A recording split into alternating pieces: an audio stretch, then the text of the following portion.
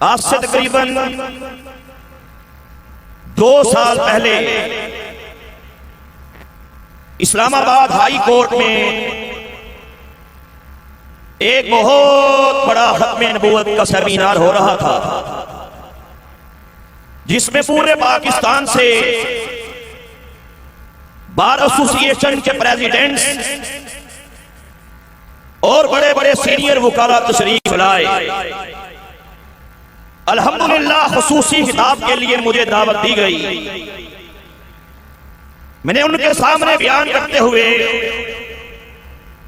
چند بڑی ہی اہم باتیں پیش کی،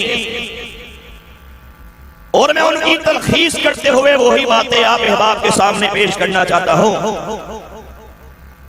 میں نے کہا اس میں 2 رائے نہیں ہے کہ قادیان کی گندی نالی کے گندے کیڑے، جھوٹے مدعی نبوت مرزا قادیانی کذاب کو ظالم انگریز نے کھڑا کیا تھا اپنے سیاسی مقاصد کے حصول کے لیے، عشق رسول کی چنگاری مسلمانوں کے سینوں سے نکالنے کے لیے۔ میں نے کہا مرزا قادیانی کذاب نے اپنی ساری زندگی پروردگار کی شان میں گستاخیاں کرنے میں گزار دی، اپنی ساری زندگی حضور سرور کائنات صلی اللہ علیہ وسلم کی شان اقدس میں ہذیان بکرے میں گزار دی۔ ساری زندگی میرے نبی کے پیارے صحابہ، میرے نبی کے پیارے اہل بیت، ان کی شان میں بک بک کرنے میں گزار دی۔ آخرکار پروردگار کا عذاب اس پہ آیا۔ 26 مئی 1908 کو لاہور کے برانڈ روڈ کی احمدیہ بلڈنگ کے اندر لیٹرین کے اندر گر کے کتے کی موت مر گیا۔ مرتے ٹائم اس کے منہ سے بھی غلاظت نکل رہی تھی، نیچے سے بھی جاری تھی۔ پروردگار کی عزت کی قسم ہے، کتا بھی ایسی موت نہیں مرتا جیسی موت مرزا قادیانی کذاب مر گیا۔ میں نے کہا مجھے بتائیے مرزا قادیانی کذاب خود تو جہنم واصل ہو گیا، لیکن اپنے پیچھے اپنے چیلوں کو چھوڑ گیا، اپنے گماشتوں کو چھوڑ گیا، جو اس وقت سے لے کے آج کے دن تک اسلام کے خلاف بک بک کرنے میں مصروف عمل ہیں۔ میں نے کہا سنو، یہی وہ طبقہ ہے جن کے بارے میں کلندر لاہوری حضرت علامہ اقبال نے ارشاد فرمایا تھا کہ قادیانیت یہودیت کا چربہ ہے۔ میں نے کہا سنو، یہی وہ لعنتی طبقہ ہے جس کے بارے میں اقبال نے اس دور میں بتا دیا تھا کہ قادیانی اسلام اور وطن دونوں کے غدار ہیں۔ میں نے کہا یہی وہ طبقہ ہے کہ جنہوں نے بلوچستان پہ قبضہ کرنے کے لیے، بلوچستان کے اندر اپنی اسٹیٹ قائم کرنے کے لیے ایڑی چوٹی کا زور لگایا۔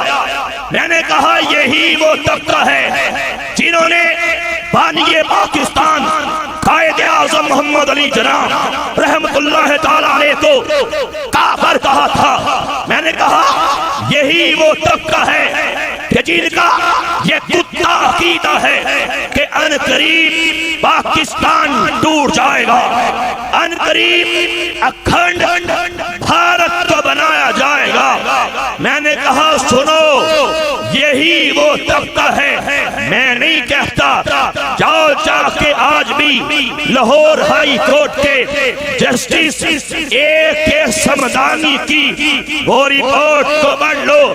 جج صاحب کہتے ہیں جب میں ربوہ کے دورے پہ گیا، کہا میں نے ان کی قبروں پہ وہ پوسٹ دیکھے تھے جن میں لکھا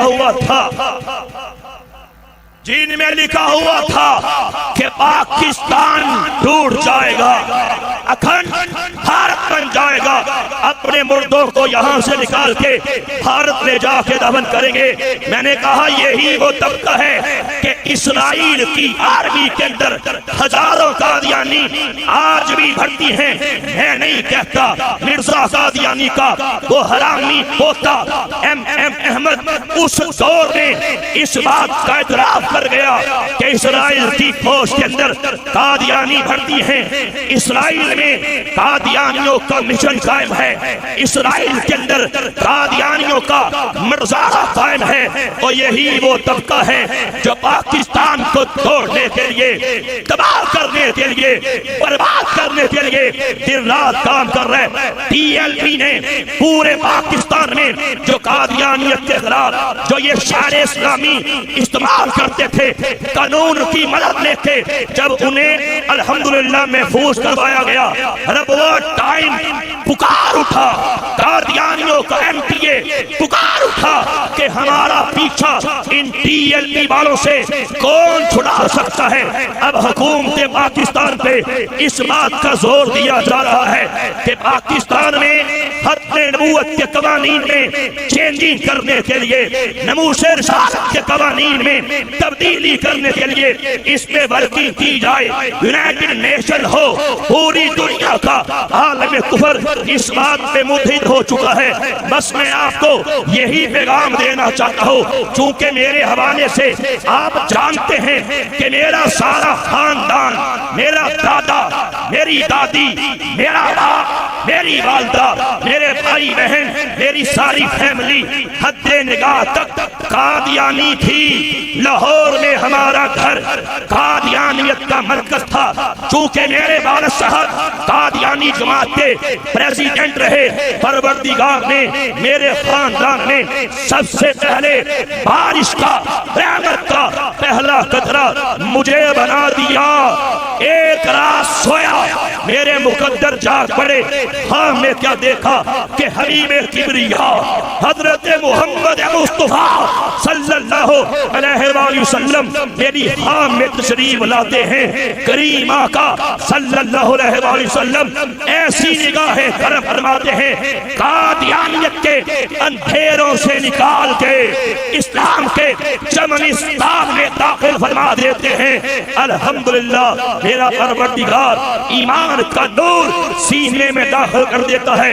میرا ایمان ہے، یاد رکھنا میرے بابا جی اکثر فرمایا کرتے تھے کہ تاجدار گولڈا پیر سید مہر علی شاہ کولری رحمت اللہ علیہ کا وہ ارشاد سنایا کرتے تھے کہ لوگوں، جو بندہ ختم نبوت کے تقدس کا کام کرتا ہے، اس کی پشت میں حضور سرور کائنات کا وہ مبارک ہاتھ ہوتا ہے۔ انشاءاللہ میرے کریم آقا صلی اللہ علیہ وآلہ وسلم کا مبارک ہاتھ سعد بھائی کی پشت میں ہے، ٹی ایل پی کے ایک ایک کارکن کی پشت میں ہے۔ یہ ہمارا ایمان ہے۔ مجھے گھر سے بھی نکالا گیا، مینٹلی ٹارچر کیے گئے، الحمدللہ اسی گھر کے اندر پھر ایک ایک کر کے سب مسلمان ہو گئے۔ اب تک پوری دنیا کے اندر ہزاروں قادیانیت میں تھوک کے اللہ نبی کے کرم سے میرے ہاتھ میں مسلمان ہو چکے ہیں۔ پورے پاکستان میں 100 سے زائد ایسوسیشن کے اندر ختم نبوت کے ٹاپک پہ میرے پروگرام ہو چکے ہیں۔ پورے پاکستان کی سی ایس ایس اکیڈمیز میں جا جا کے، ہائی کورٹس میں جا جا کے، آپ کے بڑے بڑے اداروں میں جا فرمایا کہ اللہ نبی کے کرم سے میں نے ختم نبوت کے بڑے بڑے سیمینار کیے ہیں.